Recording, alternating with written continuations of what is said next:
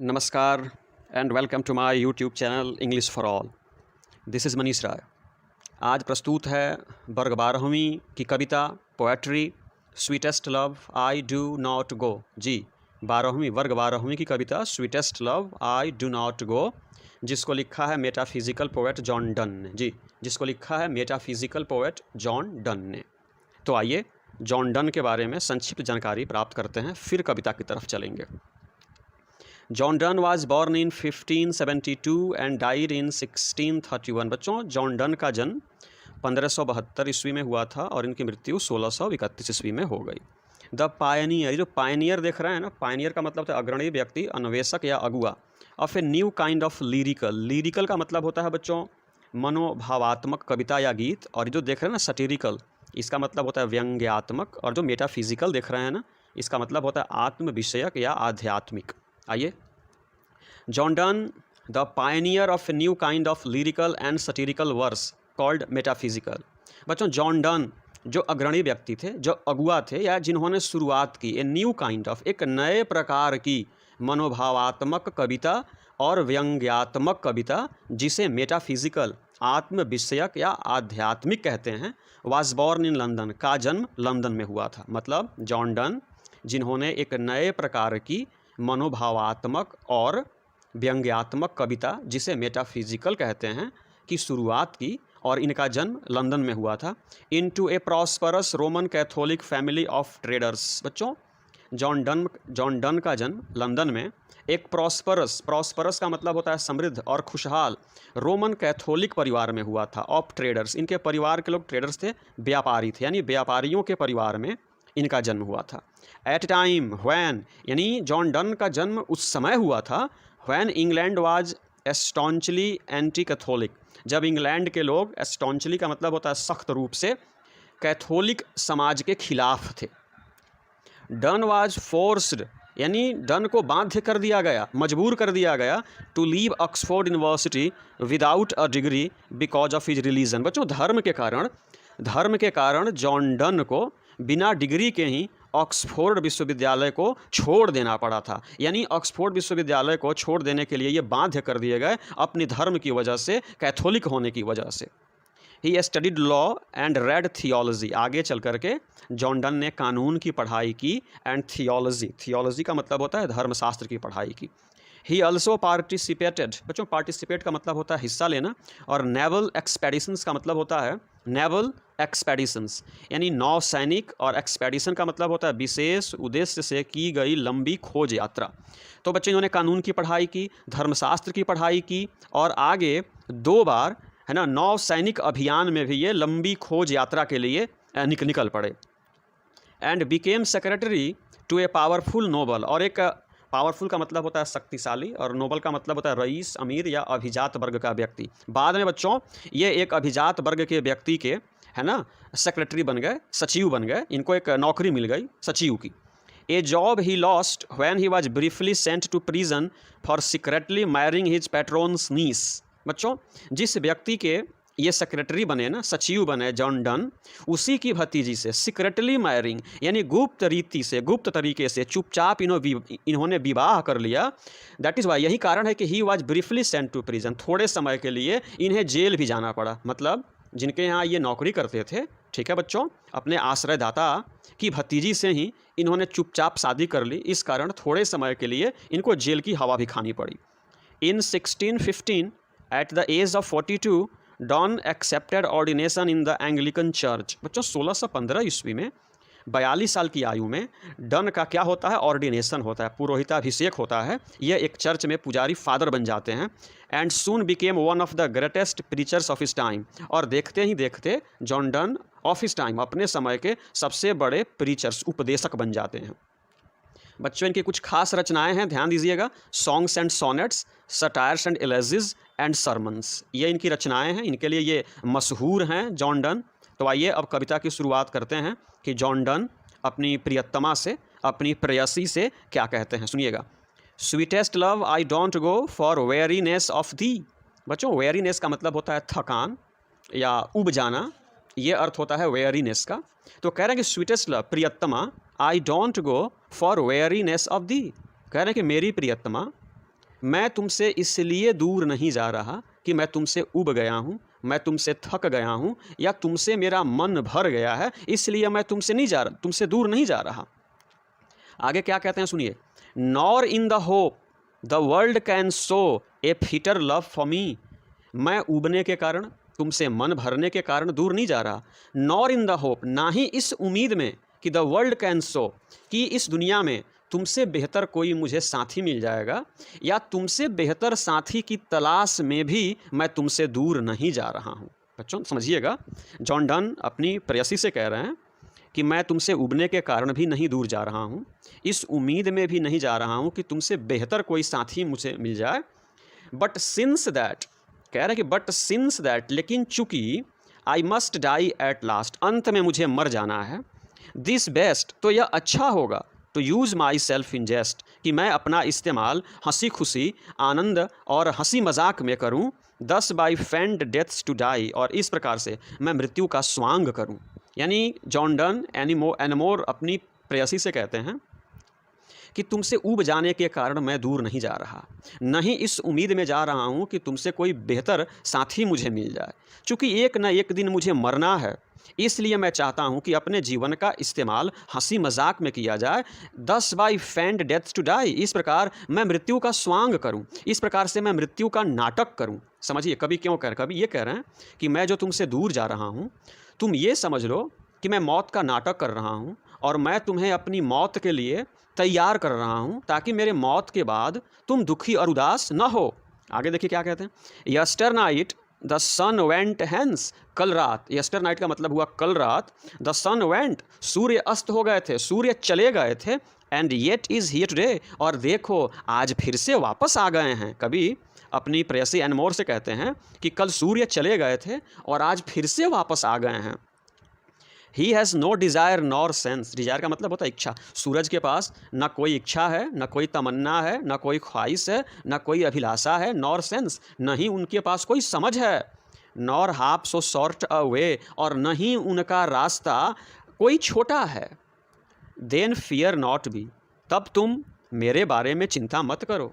मुझको लेकर के फियर मतलब डरो नहीं, but believe that I shall make, but believe, लेकिन तुम विश्वास करो, दैट आई सेल मेक, कि मैं करूँगा a speedier journey since I take more wings and spurs than he. बच्चों विंग्स का मतलब होता है पंख, और स्पर्स का मतलब होता है अभिप्राय, मोटिव।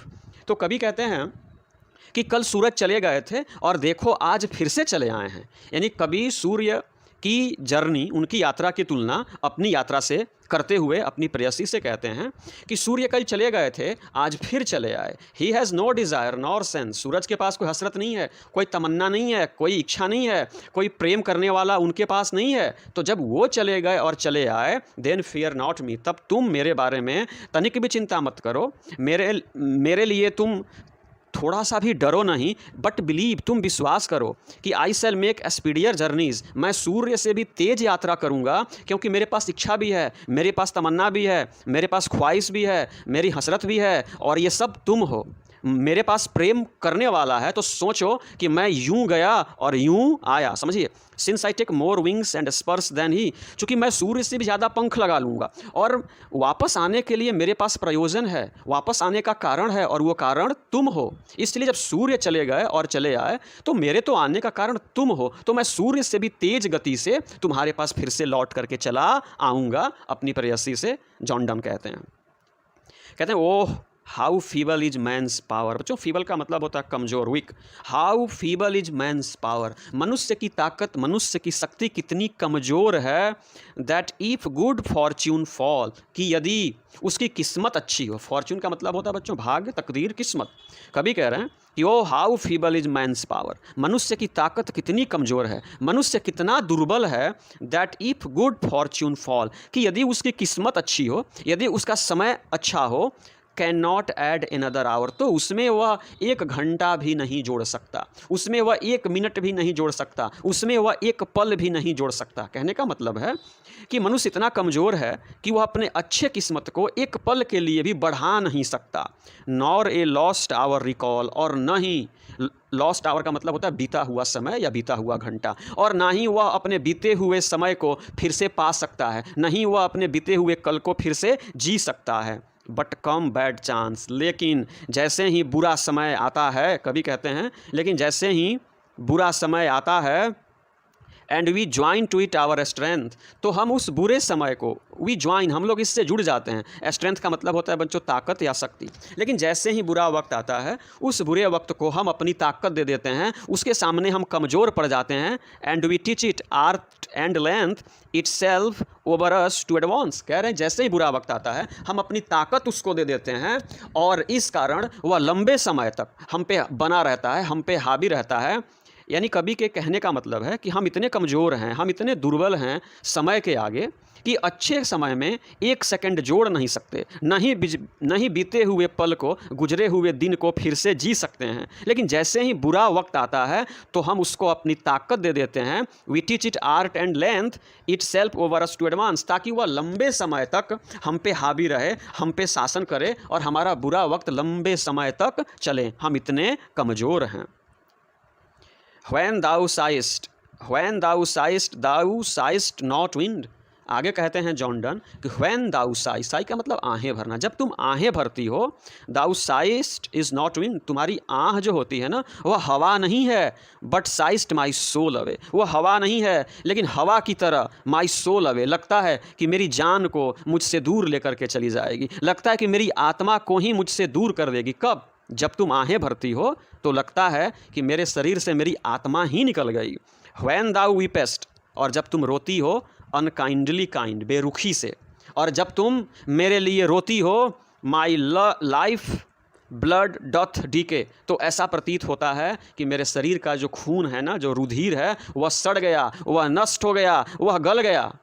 फिर समझिए बच्चों, कभी कहते हैं कि when thou sigh, जब तुम आहें भरती हो, thou sigh is not wind but sighest my soul away, वह हवा नहीं है लेकिन हवा की तरह वह मेरी आत्मा को ले उड़ती है, मुझसे जुदा कर देती है। and when thou weepest, और जब तुम रोती हो my life's blood doth decay, तो लगता है कि मेरे जीवन का जो खून है, जो ये रुधिर है ना शरीर का, ये जम गया, ये नष्ट हो गया, ये सड़ गया। it can't be, आगे कहते हैं ऐसा हो नहीं सकता।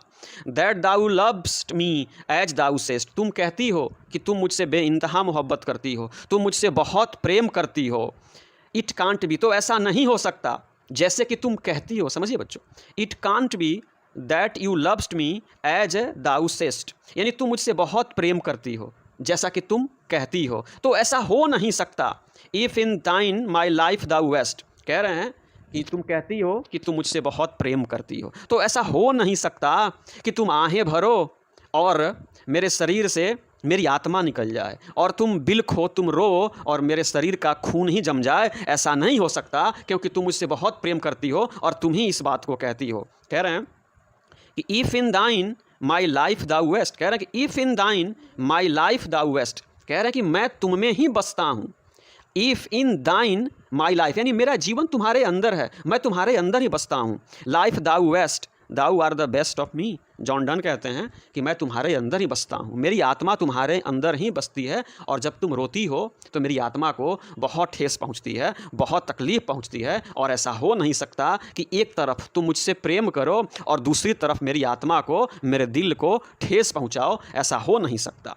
Thou are the best of me, क्योंकि तुम्हारे अंदर जो मैं बसता हूँ ना, तुम्हारे अंदर जो मैं बसता हूँ वह मेरे जीवन का सर्वश्रेष्ठ समय है। तो कह रहे हैं कि ऐसा हो नहीं सकता कि तो एक तरफ तुम मुझसे बेइंतहा प्रेम करो और दूसरी तरफ रो करके, बिलाप करके मेरे जीवन को नष्ट कर दो, तबाह कर दो।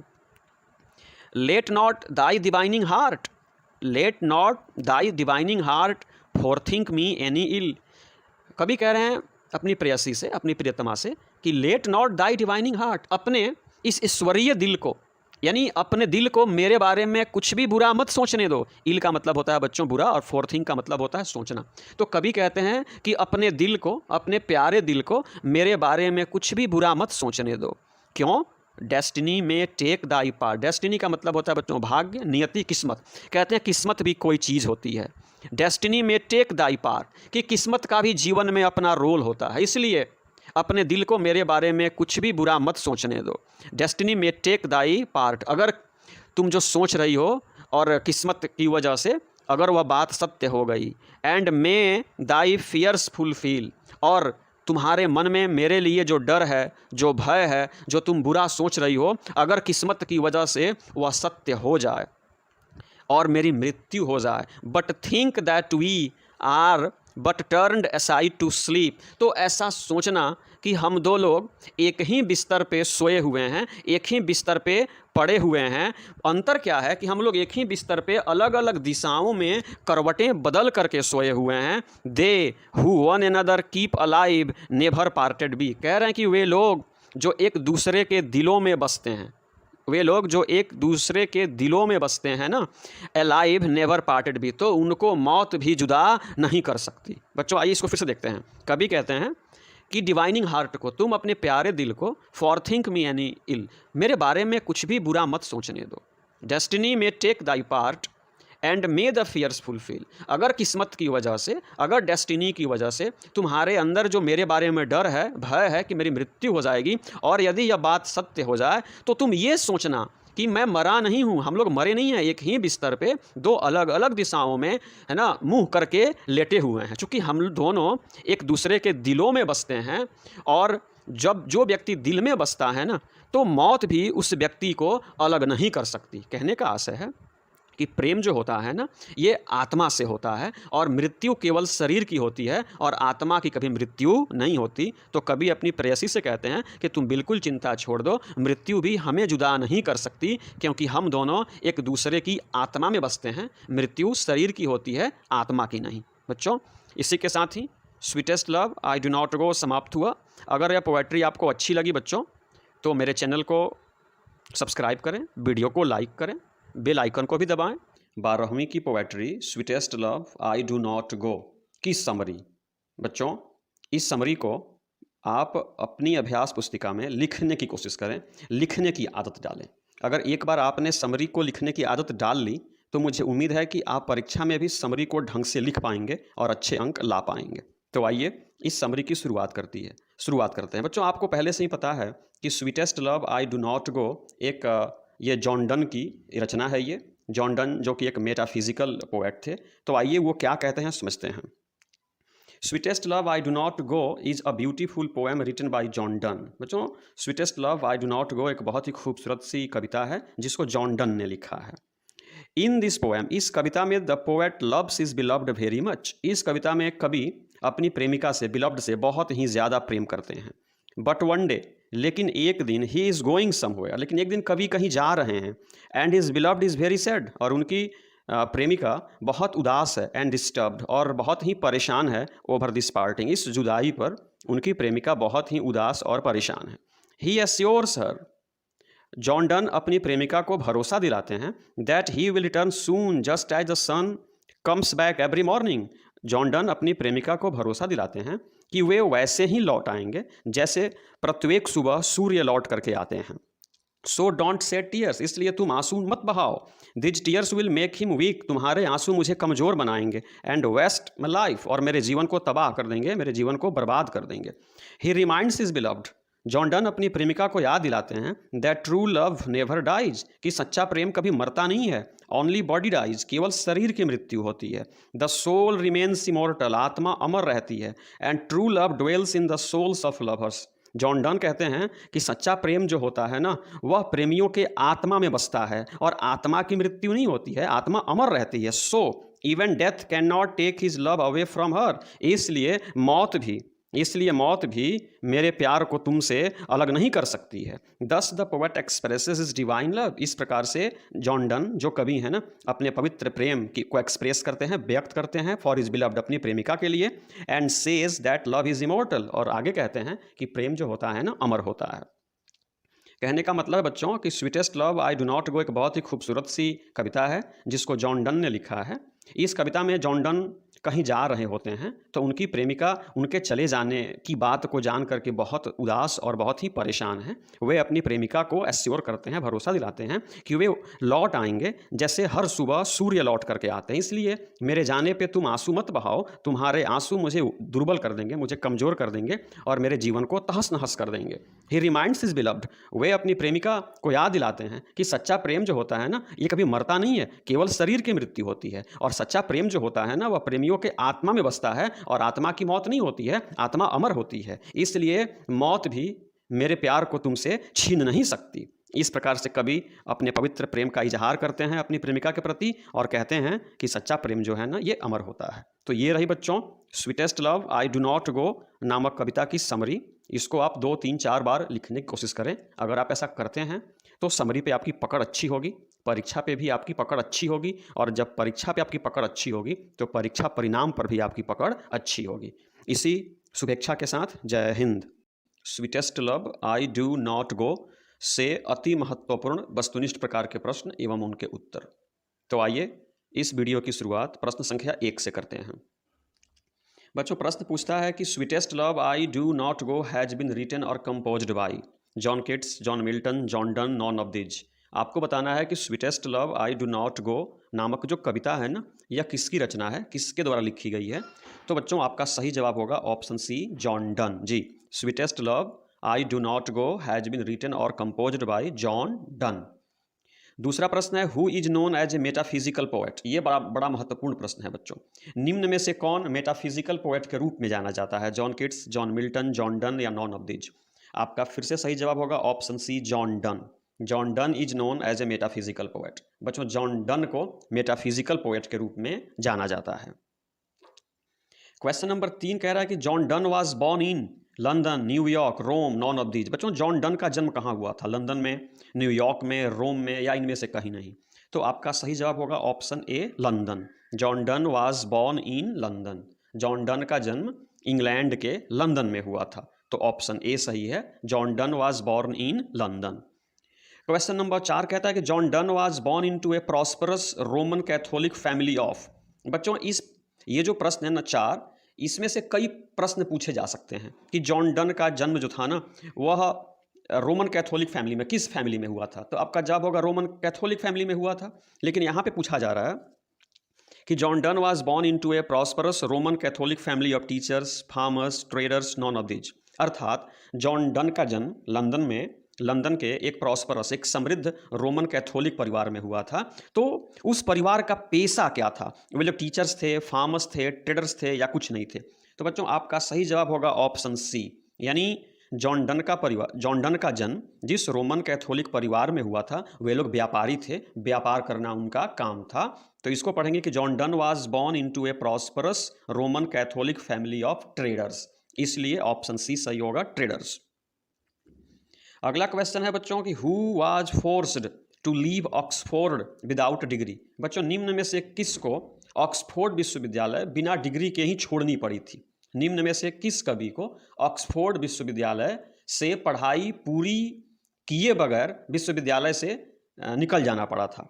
तो यहाँ पे आपका सही जवाब होगा option B John Donne. John Donne was forced to leave Oxford without degree, यानी ऑक्सफोर्ड विश्वविद्यालय से पढ़ाई पूरी किए बगैर जॉन डन को पढ़ाई छोड़नी पड़ी थी। तो यहाँ कहेंगे कि John Donne was forced to leave Oxford without a degree.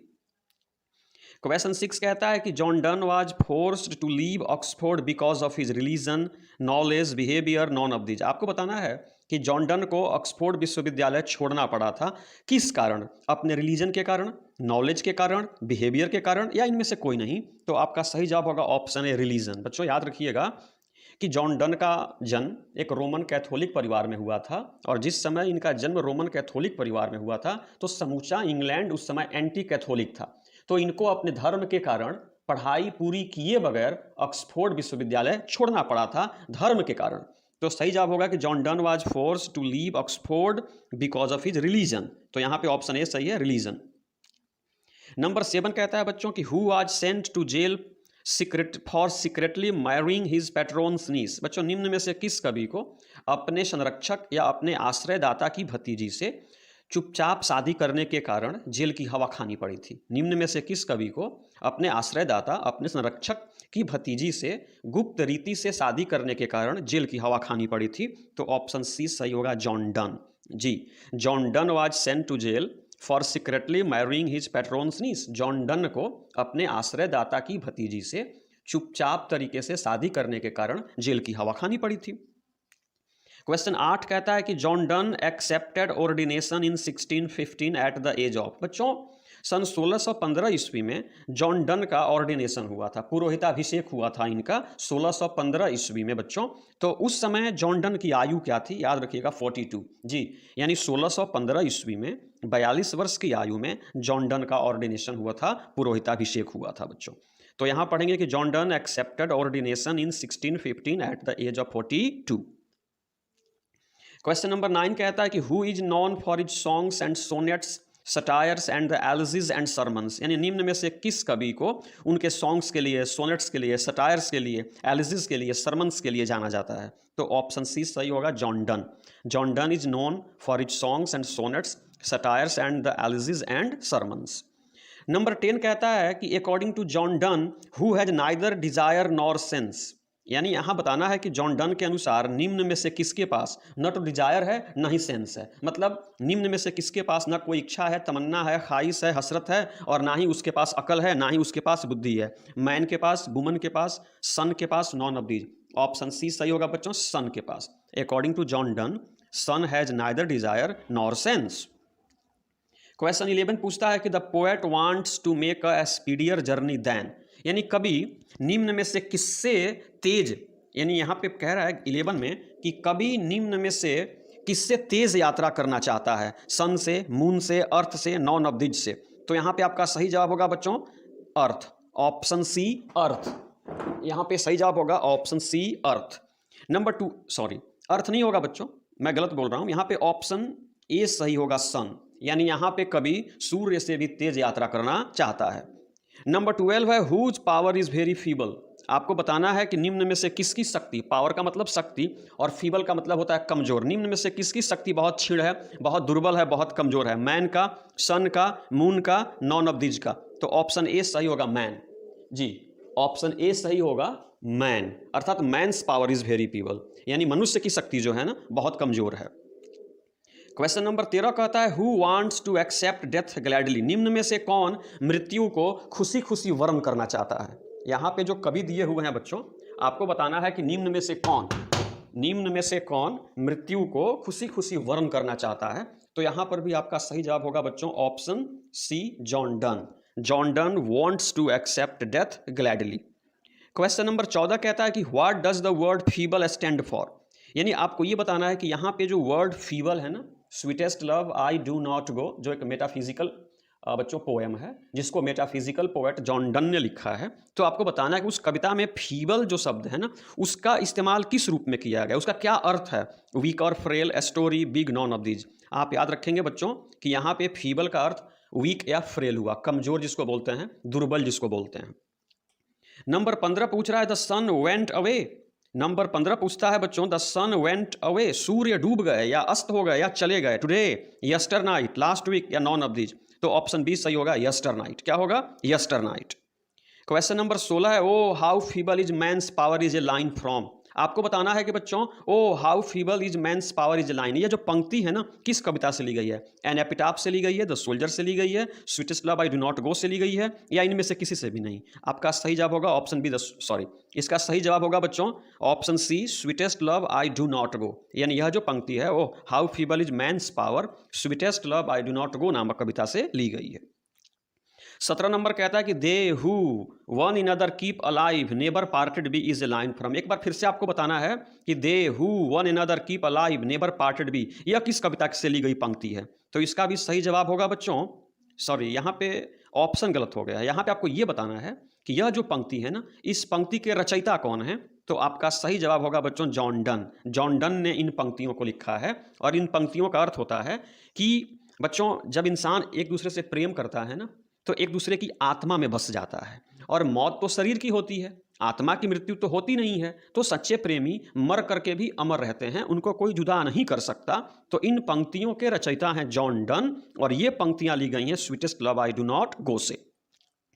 18 number पूछता है बच्चों कि John done blood decays when his beloved, यहाँ पे कहा जा रहा है कि जॉन डन का जो खून है ना, रक्त जो है, रुधिर जो है ना, डीकेज, वो नष्ट हो जाता है, सड़ जाता है, गल जाता है। कब, जब उसकी प्रेमिका हंसती है तब, मुस्कुराती है तब, रोती है तब, या इनमें से कुछ नहीं। तो ऑप्शन सी सही होगा विप्स। जब जॉन डन की प्रेमिका रोती है ना तो इनके शरीर का जो रक्त है, रुधिर है, खून है ना, वो नष्ट हो जाता है, इसलिए ऑप्शन सी सही होगा।